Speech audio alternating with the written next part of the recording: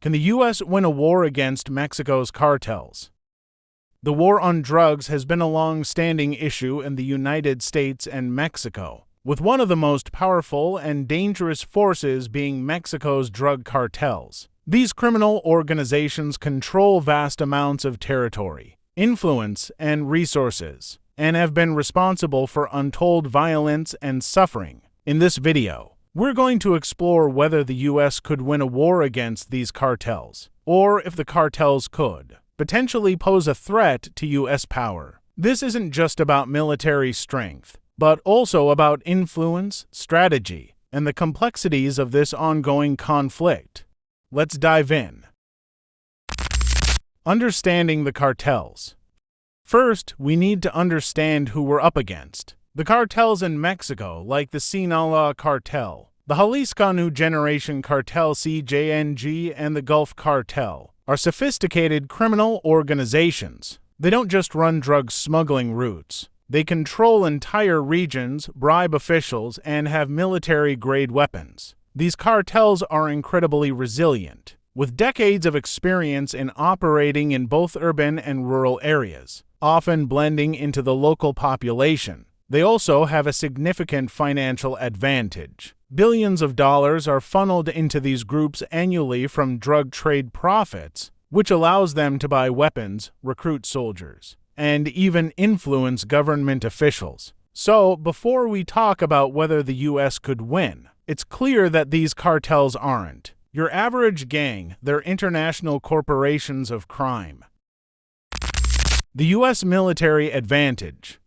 The U.S. has the most powerful military in the world, no doubt. Its technological superiority, intelligence capabilities, and financial resources would give it a massive edge in a direct conflict with the cartels. The U.S. has access to satellites, drones, cyber capabilities, and advanced weaponry that could easily overwhelm cartels in a conventional war. This would be a straight-up battle between the cartels' guerrilla tactics and the U.S. military's power. However, the cartels aren't fighting in traditional combat. They operate through asymmetrical warfare, using hit-and-run tactics, infiltrating local governments, and relying on underground networks. They know how to fight in the shadows, blending in with civilians, hiding in plain sight. It's a fight where intelligence and local knowledge are just as important as raw firepower. Even if the U.S. could disrupt some of the major cartels' operations, completely dismantling these groups would be an enormous challenge. The cartels operate as decentralized networks, which means that taking out one faction doesn't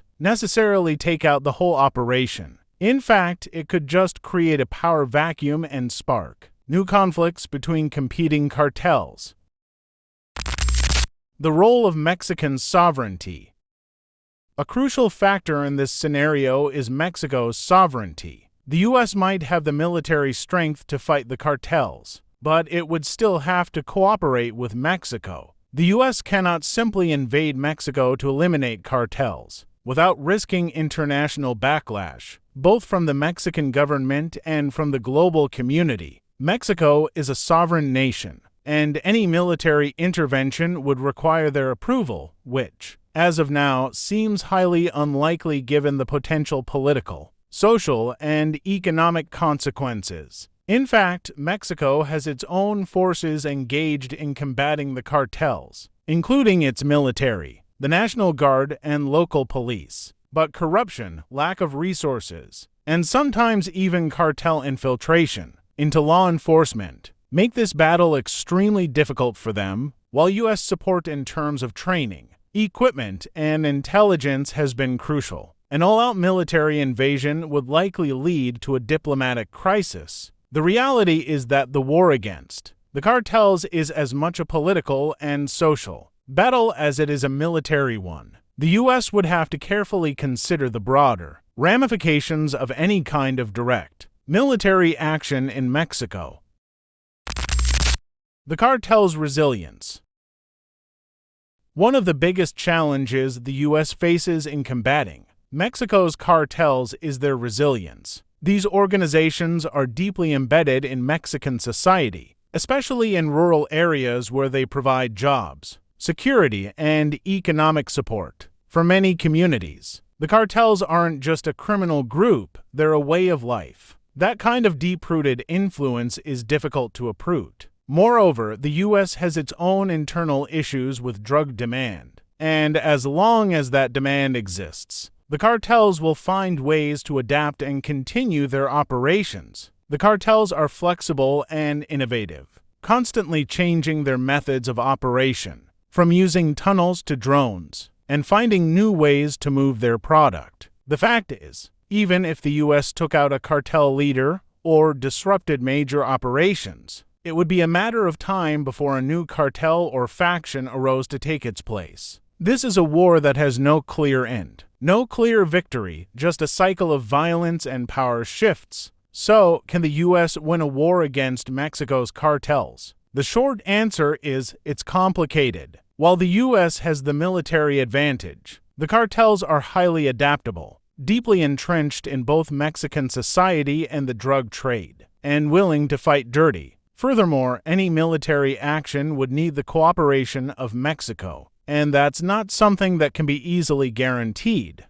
At best, the U.S. could help Mexico disrupt cartel operations, but a true victory would require a complete overhaul of not just the cartels, but also the social, economic, and political factors that allow them to thrive. In the end, it's not just about military force, it's about tackling the underlying issues, from drug demand to corruption, and working with Mexico to create a strategy that goes beyond force and focuses on dismantling the cartels at all levels. What do you think? Can the U.S. really take on the cartels? Or is the war against them one that can never truly be won? Let us know your thoughts in the comments. And don't forget to like and subscribe for more content like this.